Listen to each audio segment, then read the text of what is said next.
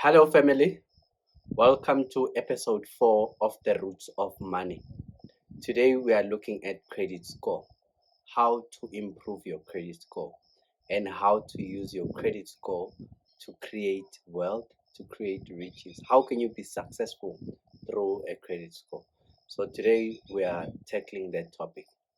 It is important to note that credit scores are based on two things.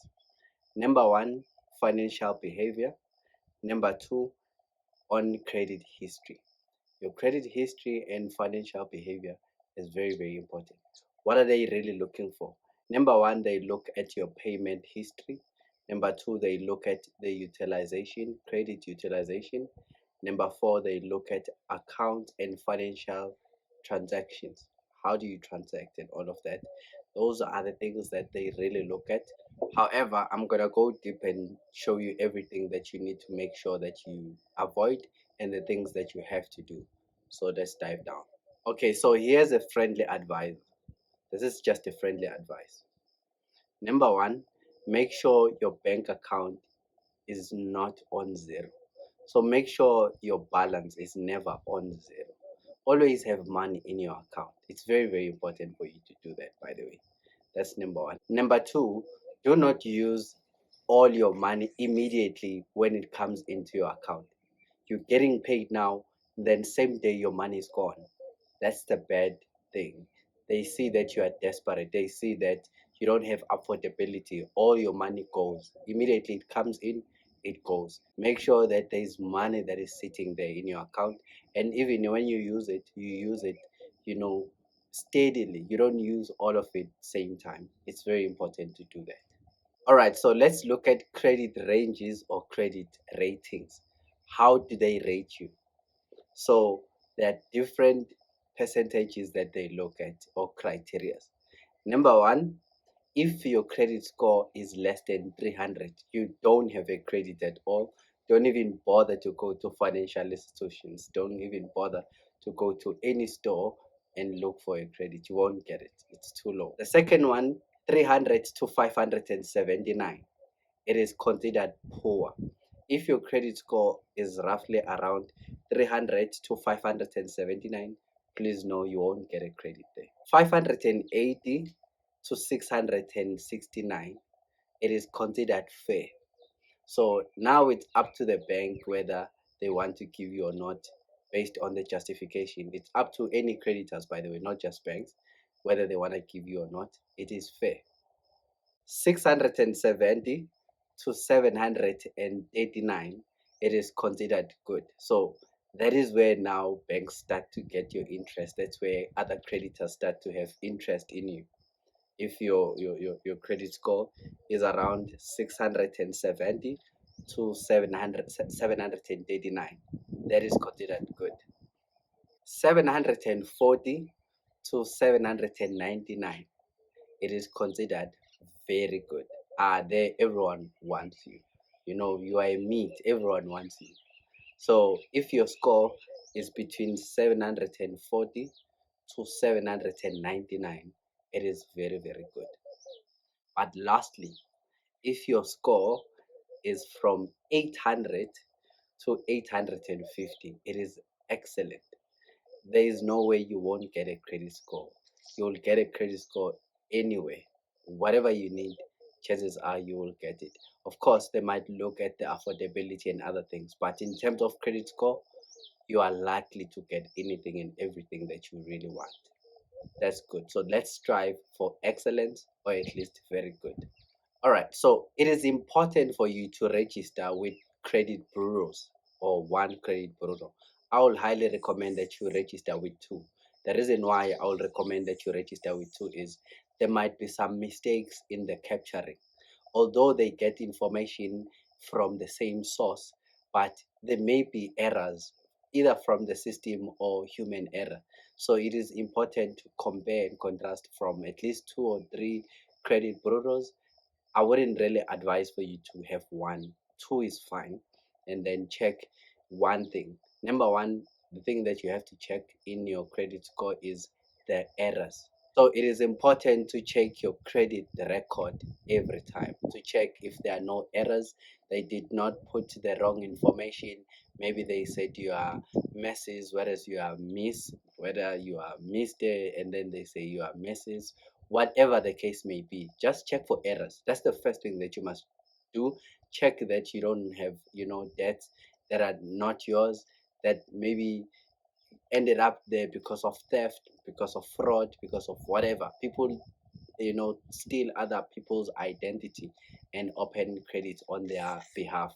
So make sure that you check everything, then you're good to go. Here is a list of credit bureaus to use in South Africa and some parts of Africa.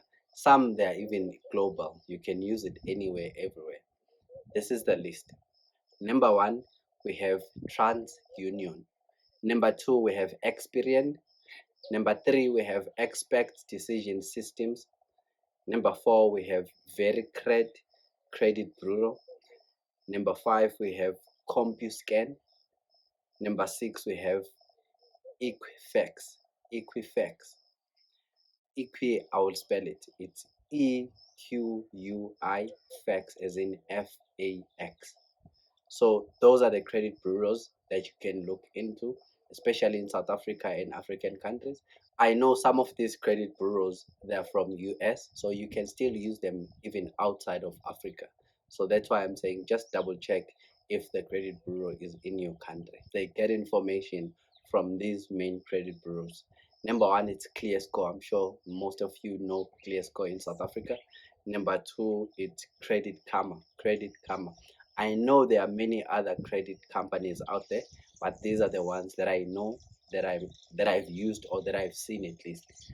You can check others if you want to, but these ones are the ones that I know, that I trust 100%. All right, important information. What hurts people's credit score? Number one, it is late payments. Late payments kill people.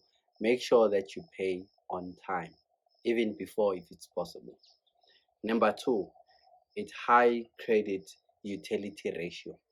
You must not use beyond what you are supposed to be using. If you are using, way credit, that's what hurts you. Number three, applying for credit every now and then. So you apply anywhere and everywhere. That does hurt your credit score. Number four, in your credit card, you must not use more than 30%. It is advisable that you don't use more than 30%. You use 30% and low and below. The reason why is because once you use more, it shows desperation. Number two, it shows that maybe you are negligent. All of that, it's advisable that you use just below 30%, and it's guaranteed that you will be able to pay it. But if you use more, then that means you rely on the credit card. And number two, the thing with the credit card is it has high interest rate. So the minute you max out your credit card, they see that you are desperate. You don't even see that you are using a facility that has a high interest rate. So it's a no. Don't use a credit card beyond 30%. Here's an important question. Does criminal record affect your credit score? The plain answer is no. Why? Because a credit score has its own database. So all these credit bureaus, they're using a central database, one database that strictly deal with financial related history or information. Whereas a criminal record has its own database. It does not really affect you know the credit score directly. Please highlight the word directly. Some employers may not employ you because of your criminal record. That's number one. Number two, your criminal record might affect your rental application. You may be rejected by a rental for homes or car rentals. They might think you might run away with their car, or you might steal stuff in their homes or in the flats. So for application, it may affect you, it may or it may not. Number three, criminal record may affect your financial behavior. It may affect if you are found with fraud or identity theft. That can hugely affect your financial record. Because, I mean, you did something directly in a financial system. You did something, maybe you tampered with people's cards, maybe you're trying to steal in financial service providers and whatever. That may affect your credit score. An important question: why would they reject your loan application? Why would they reject, your car loan, your personal loan, your home loan? Let's look at the reasons. Reason number one, it's low credit score. I've already given you the ratings in terms of which one is the fair credit score, which one is the good credit score that can, you know, put you in good position for you to get a credit. So if it's low, obviously you won't get it. Number two, insufficient income. So this one has to do with affordability. Yes, your credit score is good, but the money that you are getting, looking at your expenses and what you want to get right now, the loan, you won't be able to afford. So basically, you don't have enough money. That is number two. Number three, it's high debt income ratio.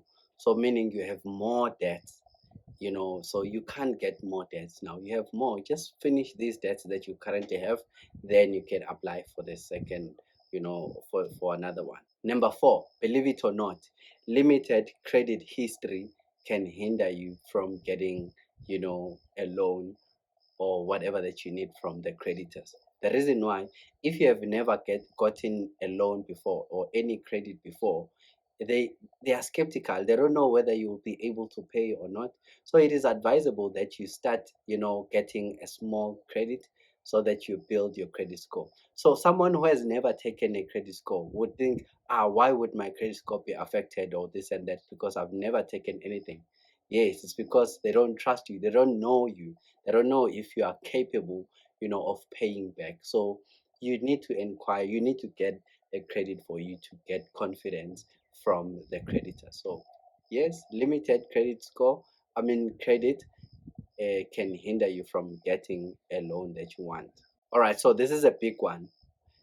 Late payments and defaults on your payments or on your credits can hugely harm your credit score.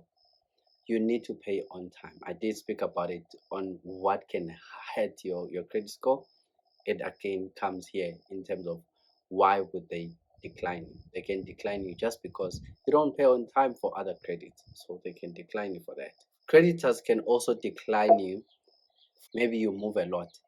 You are not stable in one job for a very long time. They don't really see you as a person who can pay them. You move a lot, so you are a risk because they don't know whether you're going to get the job next time, or what's the reason for you to change jobs every now and then. It could be that you're getting fired everywhere you go, so what if you don't pay them now and all of that. So yes, an employment history can affect you. Some of these things are not the most things that they look at, but it's some of the things that they may look at. It depends on how critical they are. It depends on, their policies and the criteria that they are actually using. But please be mindful of your employment history. Don't change jobs every now and then. I believe this, by the way, applies even in the employment, you know aspect. You mustn't, change jobs every now and then, because your potential employer might be like, hey, why are you changing places every now and then that might affect, your employment. Another reason why they may reject your application is because you don't have collaterals. What are collaterals? You don't have something that they can hold against if you are, requesting for a loan or something. They don't have something that they can attach to that loan. In case you don't pay, then they can take that or repossess that. So you don't have collaterals. You don't have things, that they can use against your name. They may also reject you if you are requesting an excessive loan. For instance, you want huge amount of money that they can't give you. So they may reject you for that. Of course, you must ask based on what you can afford, based on the interest rate that you can afford and all of that. So yes, you must ask below or within the range that you qualify for. If maybe you want a million rand and they tell you that you can only get 200,000, and you persist, they can say, nah, sorry, we can't help you with 1 million. We can only give you this much, and it's up to you whether you want to take that 200,000 or you still want a million. And then maybe you can go elsewhere, but yes, they can reject you if you want more than what you can actually be given by the creditors. I did speak about this earlier on. Lenders can also reject your application based on their policies. They have their criteria, they have their policies that guides them. So when they look at that, do you meet their criteria? You know, Borrowing someone money is risky. So you have to make calculated risk every time when you're giving someone money. So they are calculated risks that they look at. Lastly, on why creditors can reject your application. I did speak about it earlier on, but I want to emphasize it now. If you had done a fraud, if you have, done some debt identification or anything of that sort, crime is not good. Please know that. Any crime, it will never ever have a positive impact. It will always have a negative impact. So any crime, just avoid crime at all cost. The most important part, however, in all of this, please do ask the creditors why they rejected your application. It is your right. It is your right to know exactly why they rejected. You can even ask them, how can you improve your credit score? How can you improve, whatever that they said, so that you can go back, do your homework, do what you need to do, and then come back to them again. So you can ask them, and please do ask them. If they do reject you, ask why. Why did you reject me? Then they should tell you. If they say they can't tell you, it's your right, it's in the policies, they have to tell you. So you can pull you know that card to say, nah, it's in your policy, it's in the financial policy, that you must tell the applicant why they don't qualify. So please do ask. There are two types of inquiries. There is a soft inquiry and there is a hard inquiry. A hard inquiry, it's applications about a personal loan, home loans, and credit card. So those are hard inquiries. And then a soft inquiry, it is you going to the credit bureau and just check your credit score. So that is just a soft, it doesn't affect your credit score. The hard inquiry does affect your credit score. However, the soft, inquiry does not really affect your credit score.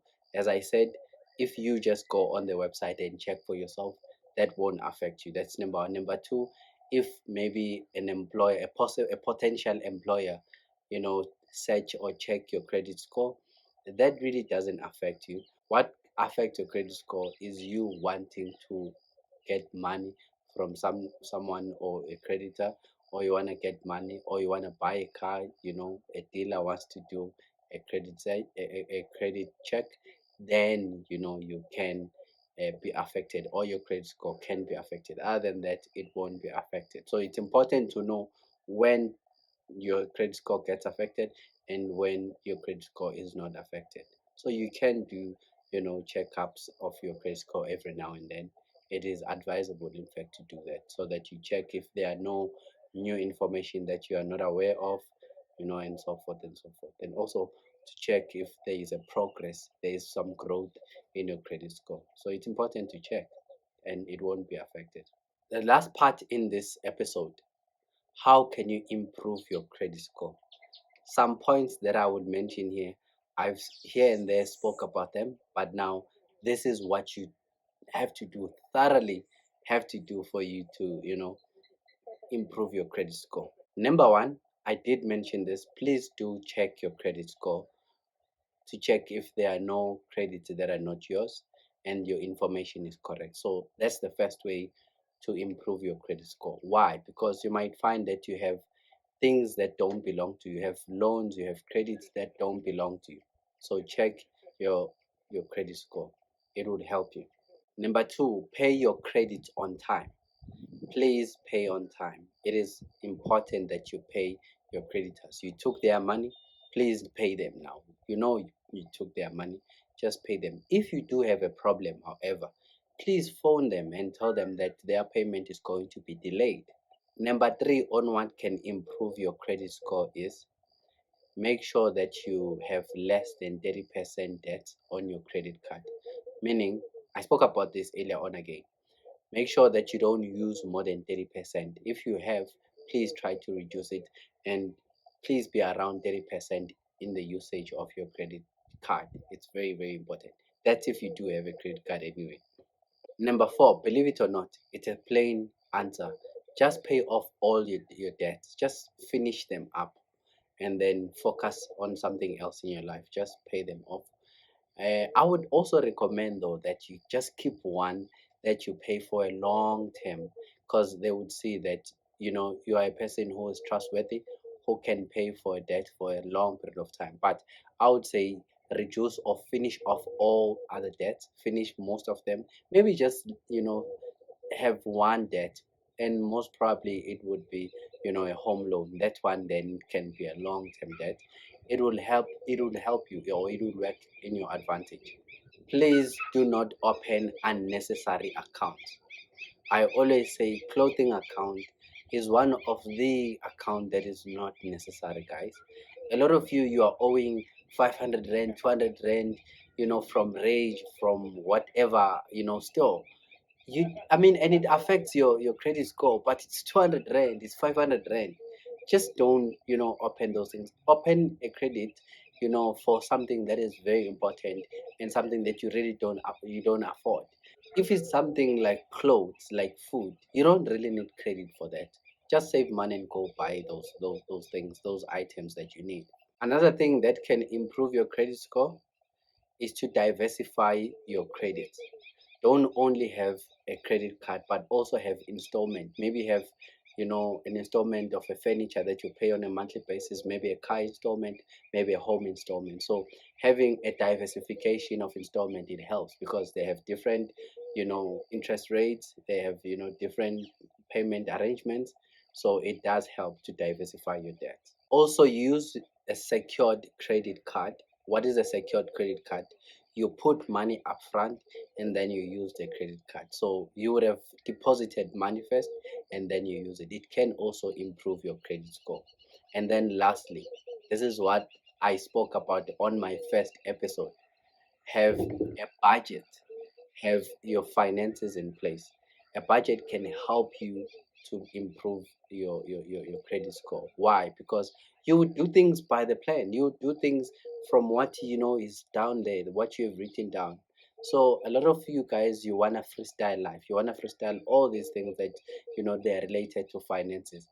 Finances needs you to make sure that you put things down to the T. Please write things down and do things as you wrote them down. Thank you for keep supporting this podcast. Please keep supporting it and spread the word that there is this free information that I give to people that will change their life forever. Guys, you know that the information that I give you is priceless. It's valuable like nobody's business. So the best that you can do for me is just subscribe to my channels, and please tell other people and watch the video throughout the end. And then in that way, the algorithm will favor me, my videos will grow. So thank you so much for your support. That's why I do see the improvement. Thank you. Bye.